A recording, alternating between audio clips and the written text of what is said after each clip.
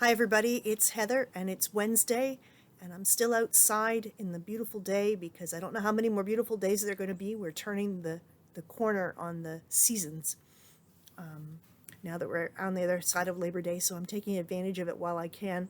And if I look a little nervous, I think there may be a animal or a bird in the tree above me rustling around there, and I just hope they don't throw anything at me. But if they do, you at least know what's happened.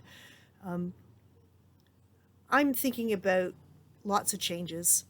Same kind of changes I guess I was talking about last week. If you found my or my Facebook video, it seems to have disappeared off Facebook, but it's still out there in YouTube land. But I'm thinking about changes, and for me this week, and maybe for you too, the big change that's coming up is we're going back to in-person worship. It's been 6 or 7 months since we've been in the sanctuary together at St. Luke's. And I'm thinking about all kinds of stuff. Some of my work as minister is to think about all the little details of what makes a service go together, and there's way more of them to think of than we had thought of before. We need to be thinking about hand sanitizer and masks.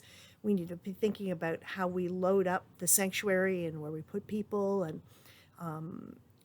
how far away from each other that we are. We're going to be singing in a different way.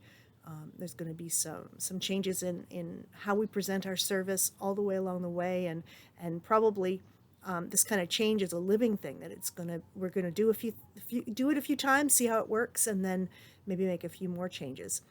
I think in many ways the lockdown was easier because when we were in lockdown, we knew what was happening. Everything was closed. There was no choices to be made. But now that we're going back to our various roles, whether it's work or school or church or what it is, we have to do some more thinking about the details. And that in some ways is harder. So as always, I want to tell you that if you're feeling a little tired from all these changes, that's normal. And that's a sign that you're doing some hard work, and that hard work is not always pleasant.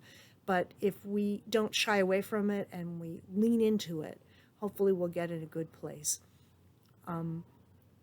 And try to stay on the positive side of the ledger, how good it's going to be to see each other. We know there's a few people we won't see right away, and that's okay. The recordings will continue. We're going to keep doing virtual coffee hour to make sure everybody's included. But be a little patient with us as we try to work out the details of things, and I'm fairly sure that if we all stay open to the leadings of the Spirit and where the Spirit is calling us to go in this new world we find ourselves in, we can get to a good place.